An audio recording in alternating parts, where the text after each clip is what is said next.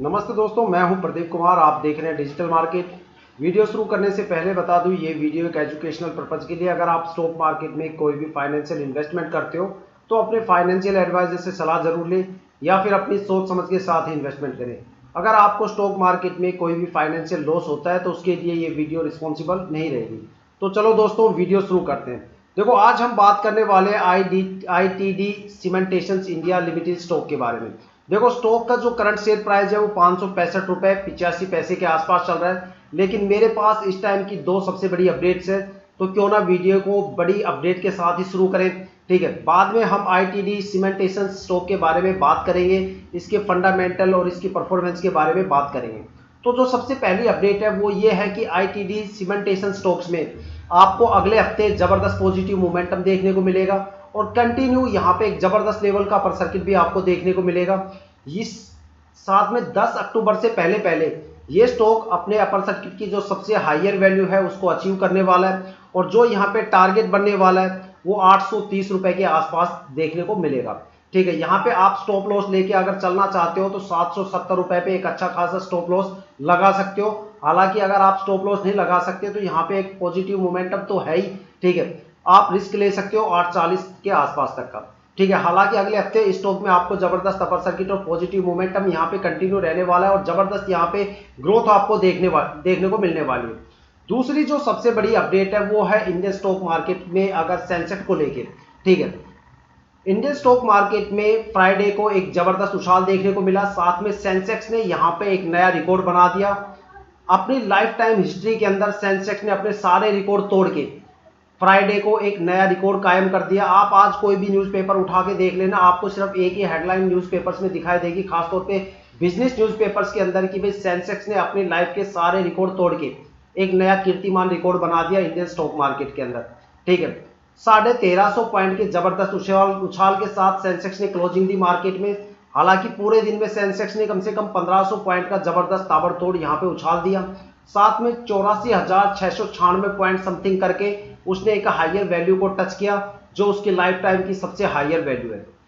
आप Indian stock market की 10 या 15 साल पुरानी कोई भी हिस्ट्री उठा के देख लेना, जब जब सेंसेक्स ने अपने पुराने रिकॉर्ड को तोड़ के नए रिकॉर्ड को कायम किया है। ठीक है, सेंसेक्स हर साल देखो अपने पुराने रिकॉर्ड को तोड़ के एक नया रिकॉर्ड बनाता है। आप कोई भी 10-15 साल पुराने रिकॉर्ड उठा के देख लेना, जब जब सेंसेक्स ने पुराने रिकॉर्ड को तोड़ के नया रिकॉर्ड बनाया तब तब इंडियन स्टॉक मार्केट के अंदर 80-90% स्टॉक्स के अंदर अपर सर्किट लगा ही लगा है।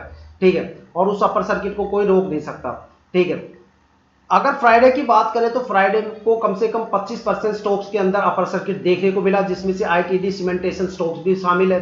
साथ में 30% स्टॉक ऐसे थे जो बिल्कुल अपर सर्किट के नजदीक पहुंचते पहुंचते रह गए, मतलब बिल्कुल नियर बाय अपर सर्किट के खड़े हैं। साथ में 28% से लेकर 30% स्टॉक ऐसे हैं जिन्होंने तैयारी कर ली थी पूरी तरह से अपर सर्किट की, लेकिन वहां पे सेलिंग प्रेशर इतना ज्यादा हो गया पोस्ट सेशन में, मार्केट के लास्ट पोस्ट सेशन में, कि वहां पे एक अच्छी खासी गिरावट ऑपरेटर को करनी पड़ी, क्योंकि वो स्टॉक काफी मतलब महीनों से 2-3 महीने से वहां पे जो उनकी परफॉर्मेंस थी वो पूरी तरह से स्टक थी। जो परफॉर्मेंस है वो पूरी तरह से रुकी हुई थी। तो जैसे ही आज मार्केट में जबरदस्त फ्राइडे को मार्केट में जबरदस्त उछाल आया तो इन्वेस्टर्स को लगा कि भाई हो सकता है कि आज स्टॉक कुछ तो उछलेगा और यहां से एग्जिट करने का सबसे अच्छा पॉइंट यही मिलेगा। तो जैसे स्टॉक ने थोड़ा बहुत परफॉर्म किया तो वहां पे इन्वेस्टर्स ने एक सेलिंग प्रेशर बना दिया और वहां पे सोल्ड आउट करना शुरू कर दिया। लेकिन ऑपरेटर्स ने भी वहां पे एक बड़ा गेम खेला, तुरंत स्टॉक को नीचे गिराया और जहां जैसे ही वहां पे सेल आउट प्रेशर बढ़ा तो उन्होंने सेलर्स का जितना भी माल है वो सारा उठा लिया। अब उन स्टॉक में भी आपको एक जबरदस्त लेवल का मंडे से अपर सर्किट देखने को मिलेगा या फिर पॉजिटिव मोमेंटम आपको देखने को मिलेगा। ठीक है, 20 तारीख तक 20 सितंबर तक जितनी भी मंदी का दौर था इंडियन स्टॉक मार्केट में वो अब खत्म हो गया। अब आपको मार्केट जनवरी तक अलग ही देखने को मिलेगी, मार्केट का मोमेंटम अलग ही पॉजिटिव मोमेंटम आपको देखने को मिलेगा, मार्केट का रुख ही अलग देखने को मिलेगा। अब आपको जितने भी पोर्टफोलियो है उनके अंदर एक अलग ही तरह की हरियाली आपको देखने को मिलेगी।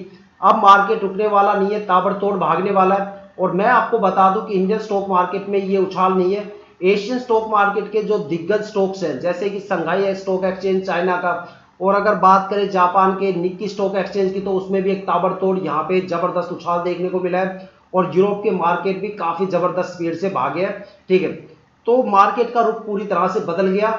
मैं तो यही सलाह दूंगा कि भाई आप कम से कम इंट्राडे खेलने की कोशिश करना और सोल्ड आउट कम से कम करने की कोशिश करना। और अगर आप स्टॉक मार्केट में इन्वेस्टमेंट करने के अगर बारे में सोच रहे हो तो ये सबसे अच्छा गुड टाइम है आपके लिए, क्योंकि अब आप जितना ज्यादा टाइम वेस्ट करोगे समझ लो आप रिटर्न से उतने ही दूर होते हुए जाओगे, या फिर आपका रिटर्न उतना ही कम होता हुआ जाएगा। ठीक है, अब बात करने वाले हैं कि देखो कुछ स्टॉक ऐसे भी हैं जिनके अंदर आपको अपर सर्किट देखने को नहीं मिलेगा। जैसे कि भाई मान लो ऐसे कुछ स्टॉक है इंडियन स्टॉक मार्केट में जो 5 साल के लिए बैन हो गए।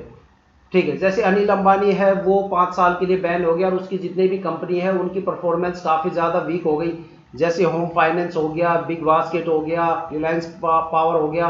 ठीक है, तो उन स्टॉक के बारे में मैं कुछ कह नहीं सकता। हालांकि कुछ स्टॉक ऐसे भी हैं जो डिलिस्ट होने वाले हैं। ठीक है, उनकी परफॉर्मेंस के ऊपर भी कुछ कहना थोड़ा सा टिपिकल है। जैसे आईसीआईसीआई सिक्योरिटी ले लो, उसकी परफॉर्मेंस के बारे में कुछ नहीं कहा जा सकता, क्योंकि उसका जो स्टॉक है वो स्प्लिट होने वाला है आईसीआईसीआई बैंक के अंदर, तो उसकी परफॉर्मेंस को लेके भी यहाँ कुछ नहीं कह सकते। तो ऐसे स्टॉक जो या तो बैन हो गए या फिर जिनकी परफॉर्मेंस जिनकी मतलब डिलिस्ट होने के चांसेस है या जिनकी डिलिस्ट की न्यूज आ चुकी है, उन स्टॉक्स को छोड़ के बाकी इंडियन स्टॉक मार्केट में आपको अगले हफ्ते से जबरदस्त पॉजिटिव मोमेंटम देखने को मिलेगा, जबरदस्त अपर सर्किट देखने को मिलेगी।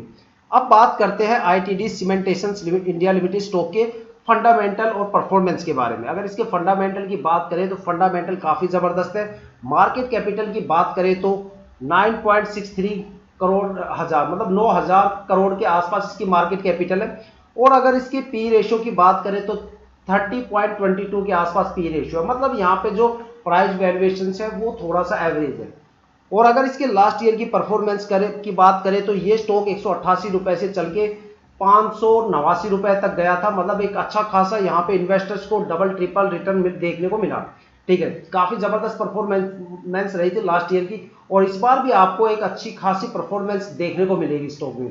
ठीक है, अब देखो अगर इसके लास्ट वीक की बात करें तो देखो यहाँ पे जो पॉजिटिव मोमेंटम देखने को मिला है ये सिर्फ आपको 2 दिन में ही देखने को मिला है, एक तो कल और एक परसों। इससे पहले जो था स्टॉक बिल्कुल पूरी तरह से फ्लैट था, और यहाँ पे फ्लैट होने के 2 सबसे बड़े रीजंस हैं जो मैं आपको इस वीडियो में बताने वाला हूँ। ठीक है, साथ में यहाँ पे इससे पहले एक हल्की फुल्की फ्लक्चुएशंस भी देखने को मिला था, उसके पीछे भी एक बड़ा रीजन है। उसके पीछे का जो सबसे बड़ा रीजन है वो ये था कि एफआईआई ने बड़े लेवल पे सोल्ड आउट किया है।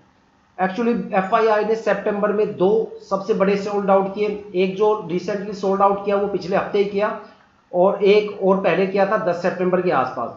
ठीक है, अगर जब से हमारे संसद में बजट आया है तब से लेके अब तक की बात करें 3 महीने की, तो एफआईआई ने कम से कम अब तक 30,000 करोड़ की बड़ी सोल्ड आउट कर दिया, जिसकी वजह से मार्केट के अंदर जो एफआईआई की होल्डिंग है वो काफी ज्यादा गिर गई थी, जिसकी वजह से स्टॉक्स में लगातार एक अच्छा खासा फ्लक्चुएशन देखने को मिला था। लेकिन फ्राइडे को डीआईआई ने वो सारी कमी पूरी कर दी, जो एफआईआई ने सोल्ड आउट किया था डीआईआई ने फ्राइडे को वो सारी कमी पूरी करके एक बड़े लेवल पे बाइंग की है। साथ में सेंसेक्स को एक नई उड़ान देके मार्केट का रुख ही बदल दिया।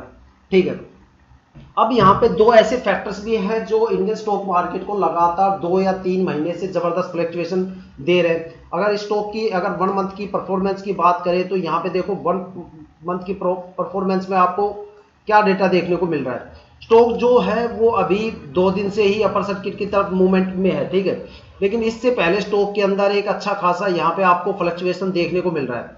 ठीक है, इस फ्लक्चुएशन के पीछे 2 सबसे बड़े रीजन थे। देखो हालांकि मार्केट के अंदर कुछ रीजन तो ऐसे हैं जो मई से स्टार्ट है, लेकिन यहाँ पे जो सबसे बड़ा इंपैक्ट स्टॉक पे डाला वो 2 फैक्टर मैं आपको बताता हूँ। सबसे पहला फैक्टर कि यूरोप के मार्केट इंटरनेशनल मार्केट को लेके है कि भाई यूरोप के मार्केट जो है वहां पे हालात काफी ज्यादा खराब है। वहां पे जैसे कि वॉर जैसी कंडीशंस बनी हुई है, जियोपॉलिटिकल टेंशन है। वहां पे अगर एक तरफ देखा जाए तो रसिया यूक्रेन आपस में भिड़े पड़े हैं, तो दूसरी तरफ इजराइल और उसके पड़ोसी देशों का आपस में सींग उलझे पड़े हैं, जिससे वहां रिसेशंस आ रही है, कभी कभी बैंक में क्राइसिस आ रहे हैं लगातार। तो वहां की जो मार्केट है वो स्टेबल नहीं हो पा रही। और दूसरा जो सबसे बड़ा रीजन था वो था इंडियन स्टॉक मार्केट का अपना खुद का रीजन, कि इंडियन स्टॉक मार्केट में लीप ईयर में लिक्विडिटी को कंट्रोल किया जाता है, और जिन स्टॉक्स के अंदर लीप ईयर लिक्विडिटी जितनी ज्यादा होती है वो उतने ज्यादा स्टक हो जाते हैं या उनकी परफॉर्मेंस उतनी ज्यादा डाउन हो जाती है। तो ये 2 फैक्टर थे जो स्टॉक को थोड़ा सा यहाँ पे इम्पैक्ट डाल रहे थे। तो देखो, अगर आप वीडियो पे नए हो तो